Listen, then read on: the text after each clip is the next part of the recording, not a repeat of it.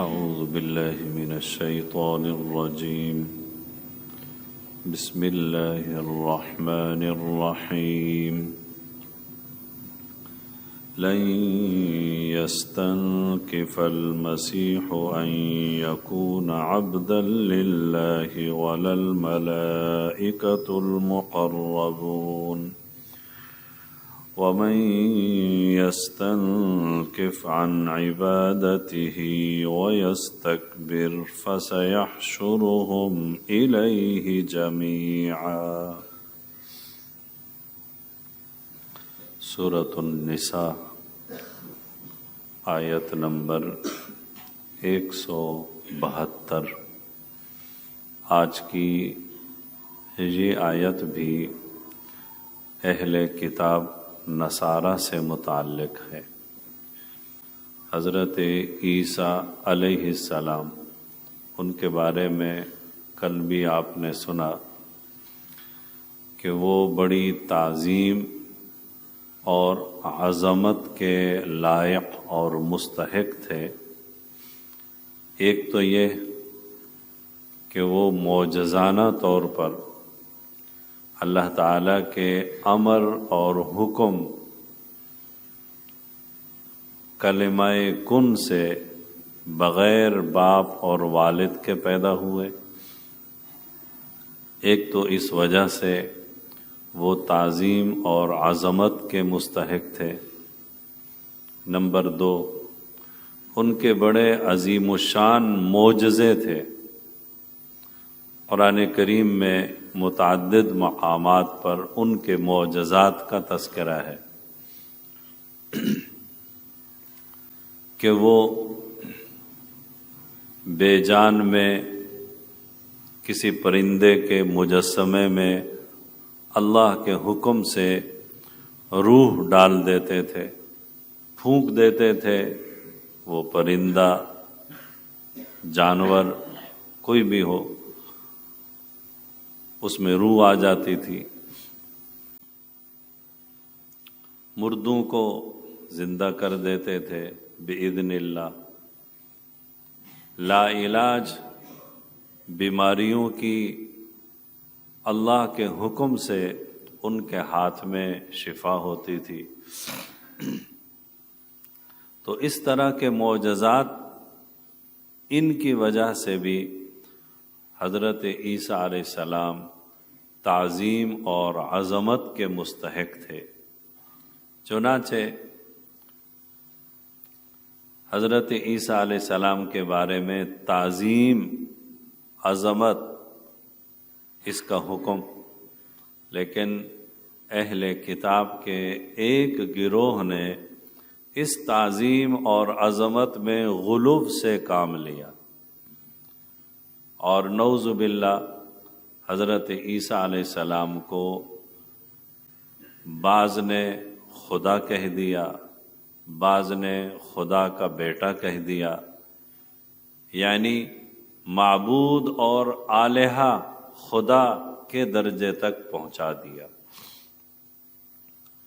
تو حضرت عیسیٰ علیہ السلام اگرچہ عظیم الشان مقام اور درجات کے مستحق تھے، پیغمبر تھے، رسول تھے، صاحب کتاب تھے، بغیر باپ کے پیدا ہوئے، معجزات والے تھے، سب چیزیں اپنی جگہ پر، لیکن تھے تو وہ اللہ کے بندے ہی.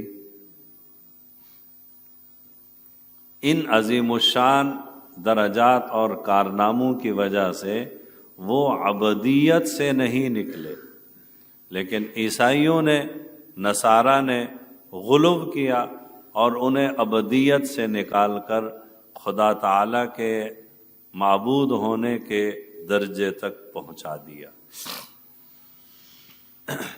آج کی جو آیت ہم درس میں پڑھ رہے ہیں، اس میں بھی اسی کا تذکرہ ہے. بعض روایات میں ہے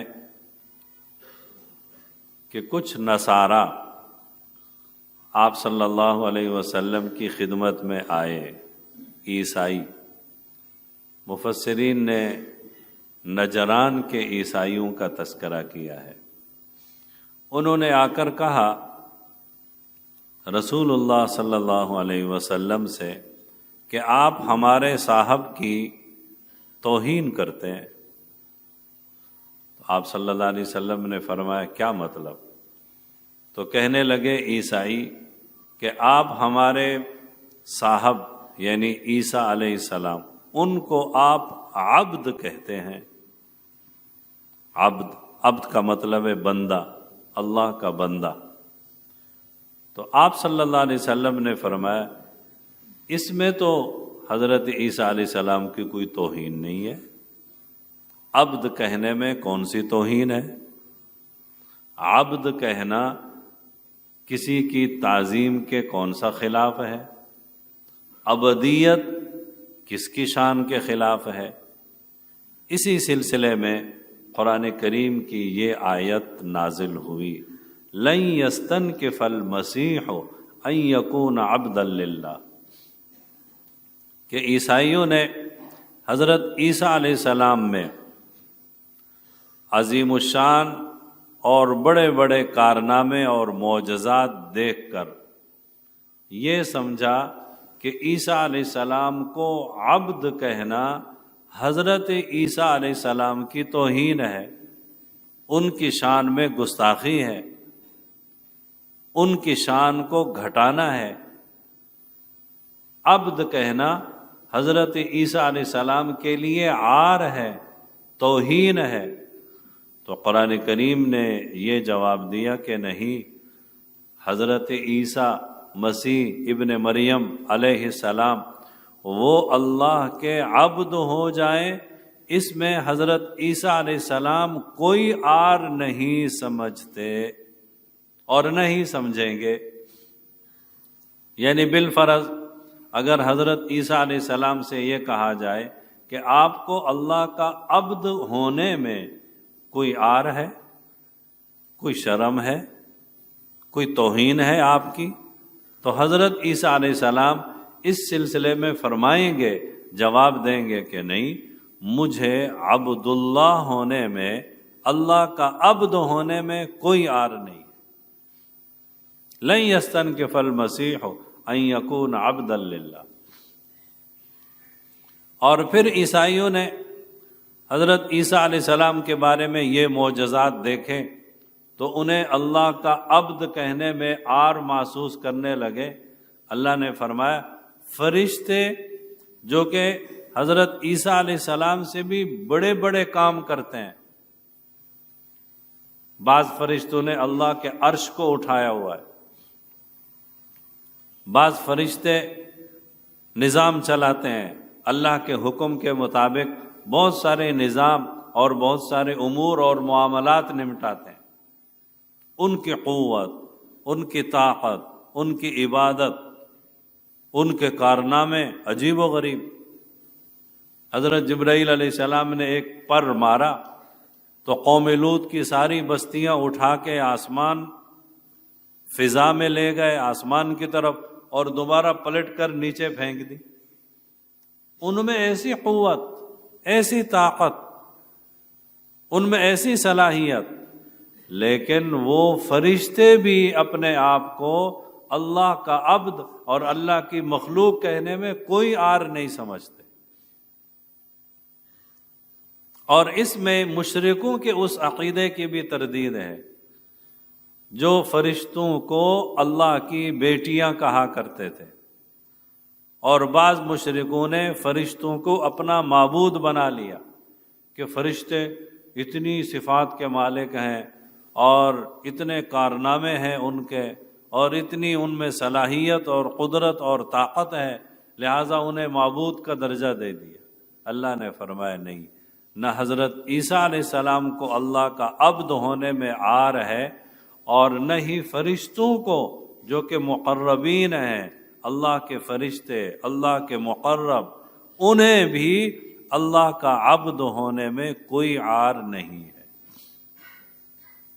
تو عبد کہنا یہ کسی کے لیے عار، توہین نہیں ہے، یہ اس کی تعظیم کے خلاف نہیں ہے،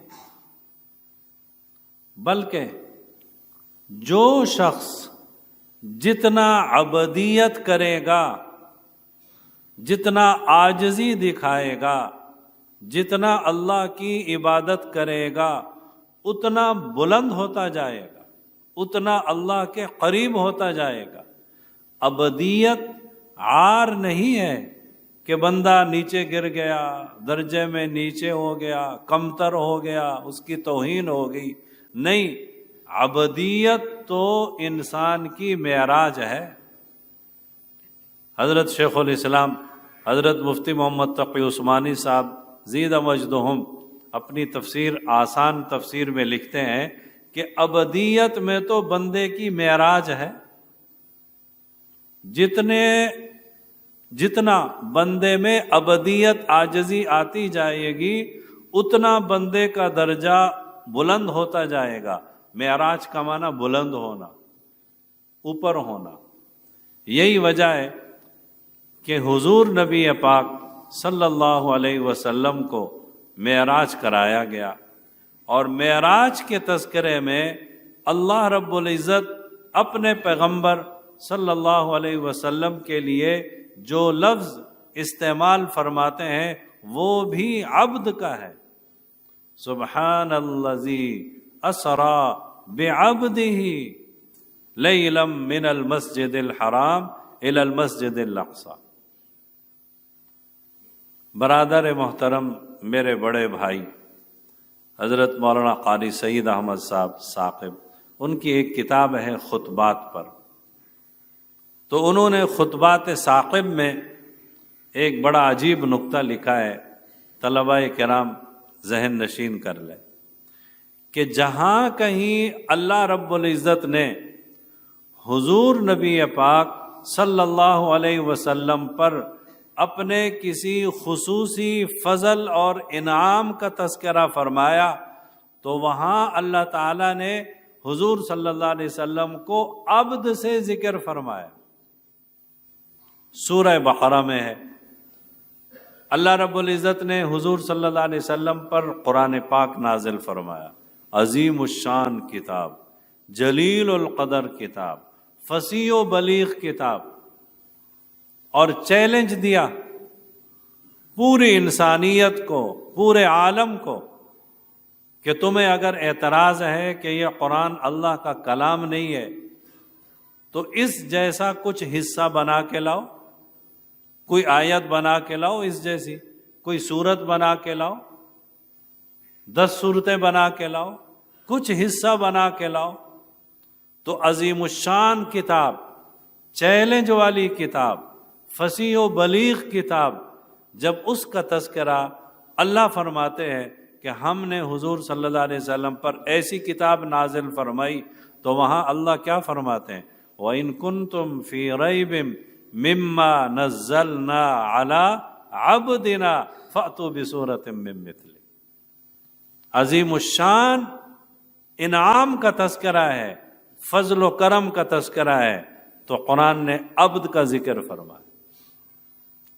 سورہ کہف کی پہلی آیت، الحمدللہ الذی انزل علی عبدہ الکتاب، کہ اللہ نے ایک عظیم الشان کتاب، جس میں واقعہ کہف بھی ہے، جو بڑے عجائبات میں سے ہے قرآن میں، اللہ نے وہ کتاب اپنے پیغمبر پر نازل فرمائی۔ قرآن اس کو ذکر کرتا ہے، الحمدللہ الذی انزل علی عبدہ الکتاب۔ سورہ نور میں اللہ فرماتے ہیں، تبارک الذی نزل الفرقان علی عبدہ۔ سورہ زمر میں اللہ تعالیٰ فرماتے ہیں کہ اپنے حبیب صلی اللہ علیہ وسلم کے لیے اللہ کافی ہے۔ اللہ کی کفایت، اللہ کا کافی ہونا، یہ حبیب صلی اللہ علیہ وسلم پر بہت بڑا فضل و انعام ہے۔ یہاں بھی اللہ کیا فرماتے ہیں؟ الیس اللہ بکاف عبدہ۔ واقعہ معراج کا تذکرہ ہے، حضور صلی اللہ علیہ وسلم کی شان نبوت کا تذکرہ ہے، تو اللہ فرماتے ہیں فَأَوْحَى إِلَىٰ عَبْدِهِ مَا أَوْحَى۔ اور سورہ بنی اسرائیل سورہ الاسراء معراج کا تذکرہ آتا ہے تو اللہ رب العزت کیا فرماتے ہیں؟ سبحان الذی اسرا بعبدہ، بعبدہ لفظ عبد کا تذکرہ ہے۔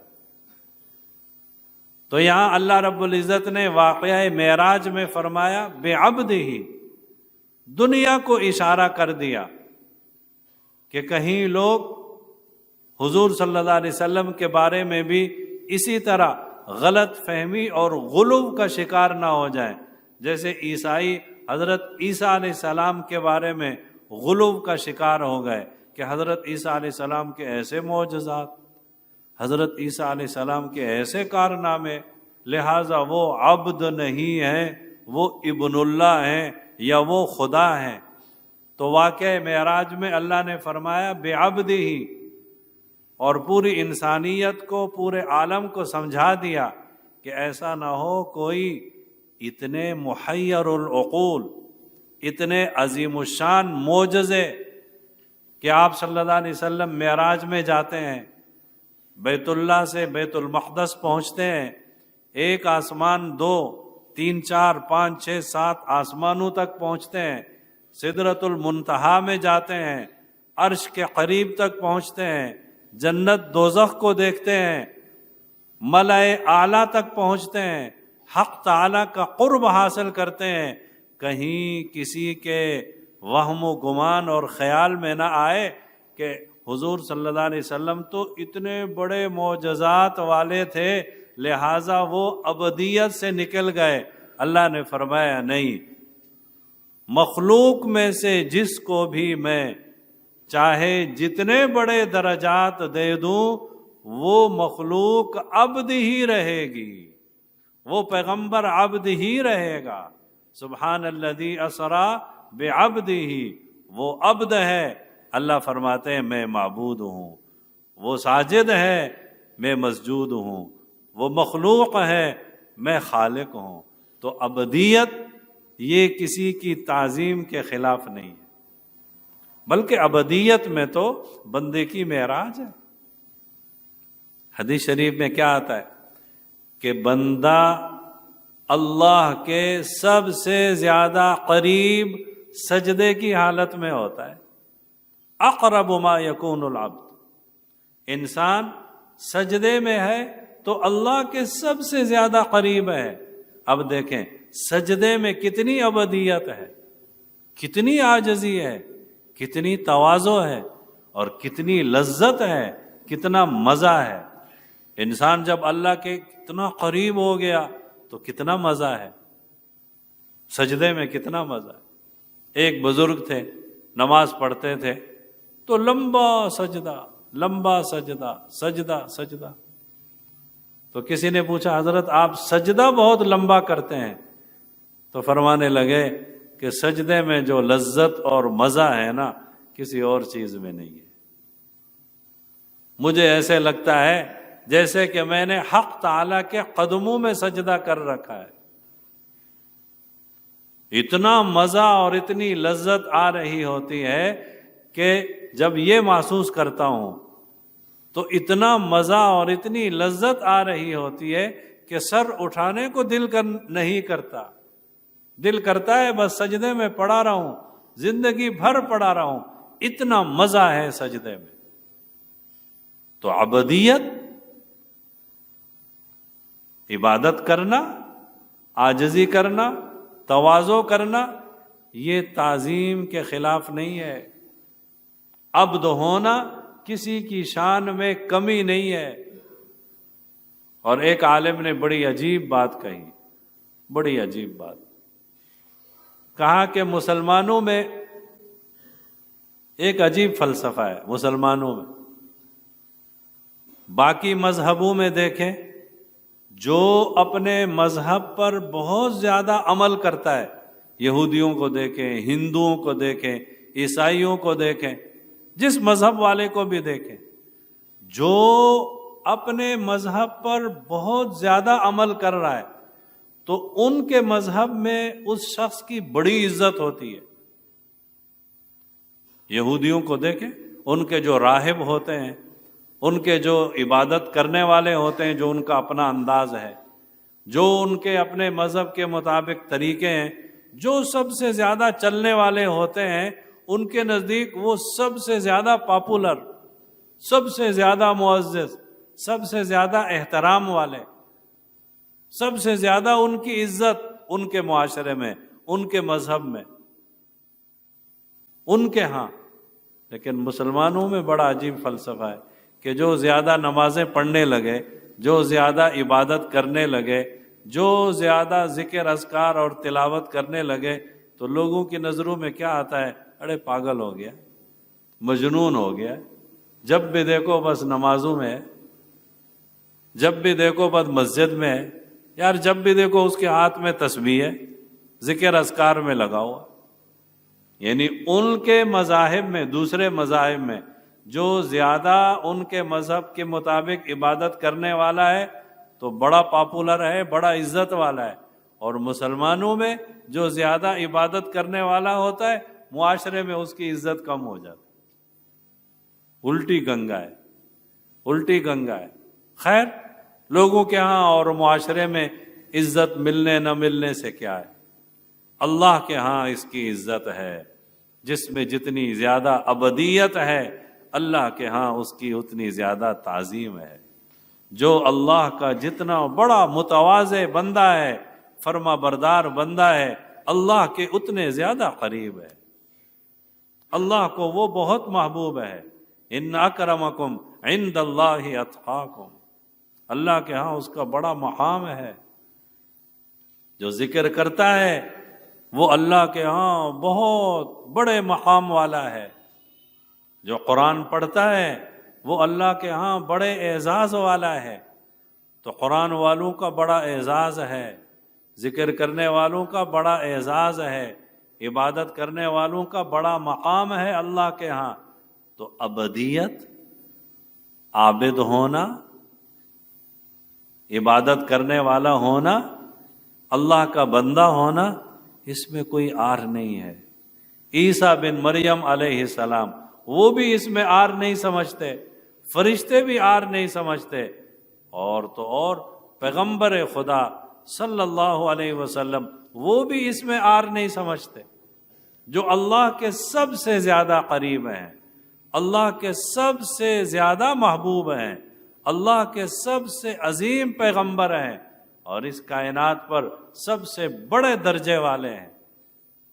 دیکھیے، جیسا کہ ابھی ذکر کیا، ہر فضل اور انعام اور عظیم مقام پر اللہ رب العزت نے آپ صلی اللہ علیہ وسلم کو عبد سے تعبیر فرمایا۔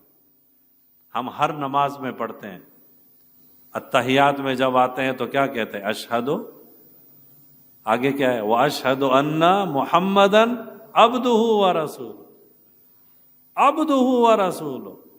ہر نماز میں ذکر ہے لیکن لفظ عبد کے ساتھ۔ دوسرے مقامات پر دیکھیں، انا ارسلناک شاہدا ومبشرا ونذیرا وسراجا منیرا ورفعنا لک ذکرک الم نشرح لک صدرک۔ کتنے بڑے بڑے القابات کا تذکرہ، لیکن جہاں آتا ہے خصوصی فضل، خصوصی انعام، اللہ کی عبادت کا، اللہ کے ہاں مقام اور رتبے کا، تو اللہ اپنے پیغمبر کا تذکرہ بھی فرماتے ہیں تو لفظ عبد کے ساتھ۔ تو عیسائیوں کا یہ اعتراض کہ آپ تو ہمارے صاحب کی توہین کرتے ہیں، آپ ان کی عزت گھٹاتے ہیں۔ اللہ رب العزت نے جواب میں فرمایا، اس میں کون سا عزت گھٹ رہی ہے؟ عبد عبد ہی ہے، بندہ بندہ ہی ہے، اس میں اس کی شان میں کوئی کمی نہیں ہے، کوئی نقص نہیں ہے، کوئی اس کی توہین نہیں ہے۔ تو حضرت عیسیٰ علیہ السلام وہ اس بات میں آر نہیں سمجھتے، فرشتے بھی آر نہیں سمجھتے۔ آگے فرمایا، جو بھی آر سمجھے گا اللہ کا بندہ بننے میں، اللہ کا بندہ ہونے میں، اللہ کا عبد ہونے میں، اور تکبر کرے گا تو فَسَيَحْشُرُهُمْ إِلَيْهِ جَمِيعًا، اللہ سب کو اپنے پاس جمع کرے گا۔ اب آگے جو ایمان والے ہوں گے ان کے لیے کیا اجر و ثواب ہے، اور جنہوں نے تکبر کیا اور آر محسوس کی ان کے لیے کیا ہوگا۔ تو اگلی آیتوں میں اس کا تذکرہ ہے۔ اللہ تعالی عمل کی توفیق نصیب۔